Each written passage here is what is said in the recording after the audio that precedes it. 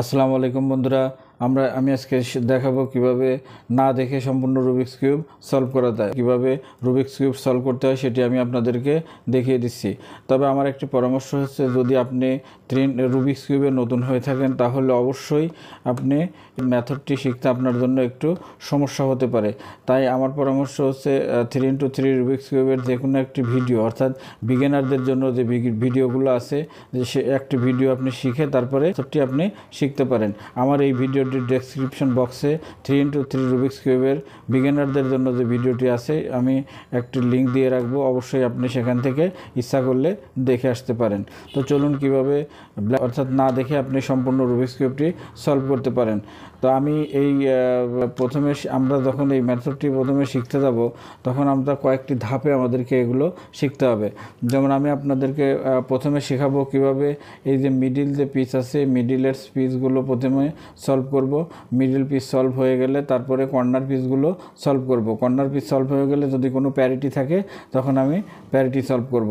তো কিভাবে middle পিসটি solve করতে হয় সেটি আমি আপনাদেরকে দেখিয়ে দেব। পরবর্তীতে কর্নার পিসগুলো কিভাবে সলভ করতে হয় সেটি আপনাদেরকে দেখাবো।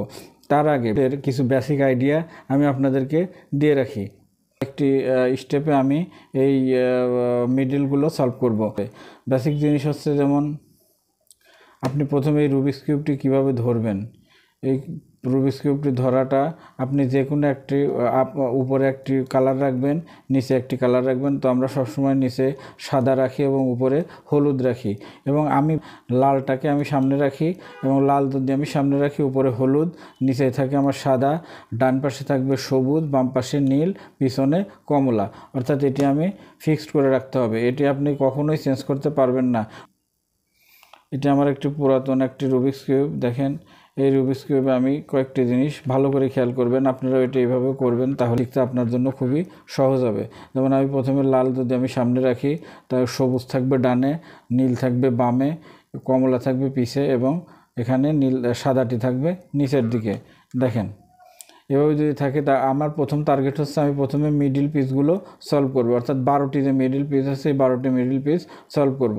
তাহলে আমি এই ভালো করে খেয়াল করবেন, আপনি এই নাম্বারগুলো খুবই গুরুত্বপূর্ণ।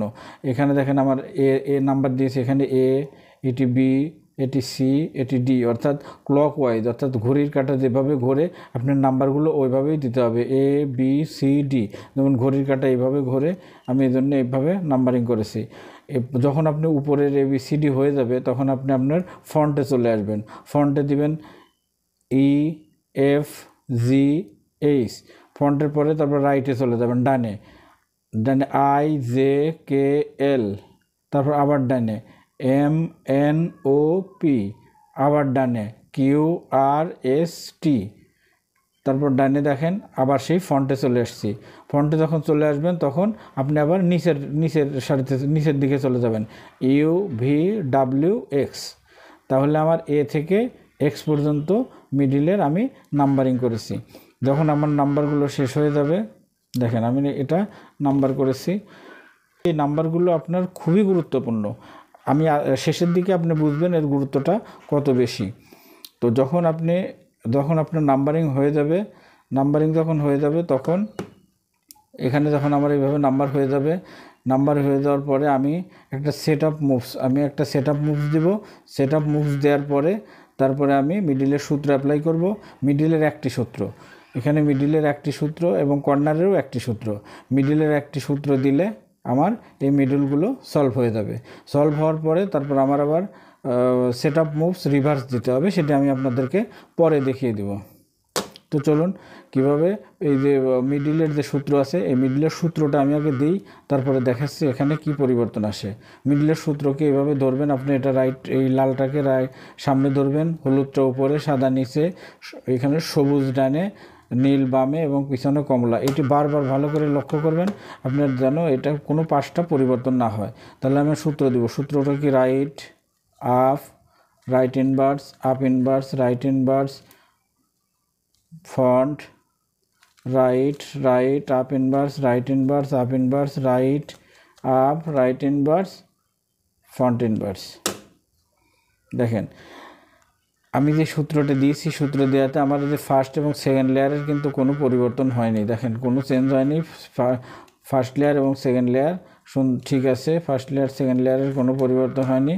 পরিবর্তন হয়েছে কি দেখেন, পরিবর্তন হয়েছে উপরের যে লেয়ারটি আছে, উপরের লেয়ারের এখানে দেখেন, এখানে মিডিল পিস এবং এইখানের যে মিডিল পিস, এই দুটি মিডিল পিস পরিবর্তন হয়েছে। অর্থাৎ এখানে নীল এবং হলুদ এসেছে, এখানে সবুজ এবং হলুদ এসেছে। ভালো করে খেয়াল করুন, সবুজ এবং হলুদ, এই সবুজ এবং হলুদ থাকার কথা ছিল এই পাশে। দেখেন এই পাশে ছিল সবুজ এবং হলুদ, এই পাশে ছিল নীল এবং হলুদ। এটি পরিবর্তন হয়ে ঘুরে গিয়েছে। দেখেন এইখানের যে নীল, এখানের যে সবুজ, এই সবুজ চলে গিয়েছে এই পাশে, এবং এইখানের যে নীল, এই নীল চলে এসেছে এই পাশে। অর্থাৎ এইখানের দুইটি মিডিল পিস পরিবর্তন হয়েছে সূত্র দেওয়াতে। এই মিডিল পিসটি এসেছে এখানে এবং এই মিডিল পিসটি এসেছে এখানে, অর্থাৎ এই দুইটি পিস এক্সচেঞ্জ হয়ে গিয়েছে। এবং কর্নার পিসটি ভালো করে লক্ষ্য করেন, এখানে যে কর্নার পিসটি আছে, এখানে আছে কমলা, সবুজ, হলুদ, এবং এইখানে আছে কমলা, সবুজ এবং হলুদ। অর্থাৎ এটি যদি আপনি ঘুরিয়ে দেখেন, এইখানে কিন্তু এই পিসটি থাকার কথা ছিল। এখান থেকে পরিবর্তন হয়ে এক্সচেঞ্জ হয়ে, এখান থেকে এক্সচেঞ্জ হয়ে এখানে চলে এসেছে, এবং এই পিসটি থাকার কথা এখানে, এই পিসটি এখান থেকে চলে গিয়েছে এখানে। অর্থাৎ আমার যে মিডিলের যে সূত্র দেওয়াতে আমার মাঝখানের দুইটা মিডিলের পরিবর্তন হয়েছে। অর্থাৎ এটি চলে গিয়েছে এখানে, এটি চলে গিয়েছে এখানে, এবং কর্নার পিস এটি চলে গিয়েছে এখানে, এটি চলে গিয়েছে এসেছে এখানে। তাহলে বোঝা যাচ্ছে যে আমার এ বি, অর্থাৎ বি যে মিডিল পিসটি ছিল, বি এর, ভালো করে খেয়াল করবেন, বি এর মিডিল পিসটি চলে এসেছে এ বি সি ডিতে। বি এর মিডিল পিসটি চলে এসেছে, মিডিল যে 12টি পিস আছে, এই 12টি পিস সলভ করব, তারপরে কর্নার পিস সলভ করব। সো আমি এখন কর্নার পিস নিয়ে কোনো কিছু বলবো না, আমি এখন মিডিল পিস। তাহলে আমার বি চলে এসেছে ডিতে এবং ডি চলে এসেছে বিতে।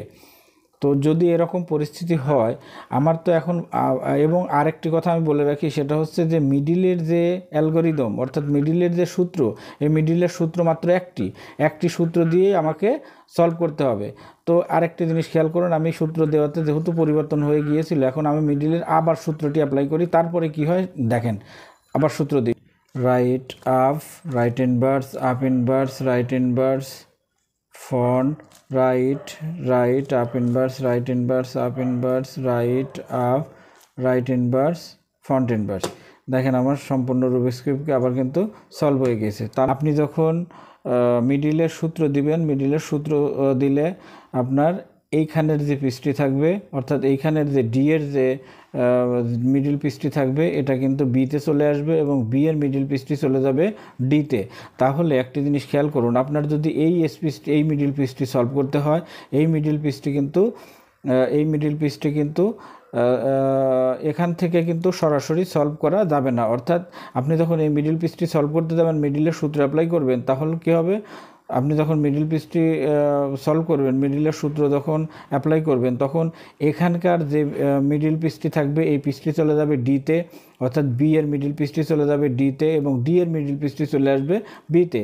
তাহলে আমাদেরকে যেটা করতে হবে সেটা হচ্ছে, যে মিডিল পিসটি আপনি সলভ করবেন, অর্থাৎ এ বি সি ডি, তারপরে ই এফ জি এইচ, তারপরে আই জে কে এল, তারপরে ইউ ভি ডাব্লিউ এক্স, তারপর যেটাই হোক এম এন ও পি, যেটাই আপনি সলভ করতে যাবেন না কেন, সেই মিডিল পিসটি কিন্তু আপনাকে ঘুরিয়ে এইখানে নিয়ে আসতে হবে, অর্থাৎ ডিতে নিয়ে আসতে হবে। আপনি যেই মিডিল পিসটি সলভ করবেন, ভালো করে এই জিনিসটি ভালো করে খেয়াল করবেন, এটি কিন্তু খুব গুরুত্বপূর্ণ। এই বি, আপনি যে মিডিল পিসটি সলভ করতে চান, ওই মিডিল পিসটি আপনাকে কিন্তু ডিতে নিয়ে আসতে হবে। ডিতে নিয়ে এসে তারপরে সলভ করে আবার যেখান থেকে নিয়ে আসবেন সেখানে আবার বসিয়ে দিতে হবে। এর ভিডিওটিতে আমি শুধু আপনার, এবং পরবর্তী ভিডিওটিতে কিভাবে সেট আপ মুভস দিতে হয়, কিভাবে মিডিলের সূত্র অ্যাপ্লাই করতে হয় এবং সেট আপ মুভস রিভার্স কীভাবে দিতে হয়, সেটি আমি আপনাদেরকে দেখিয়ে দিব।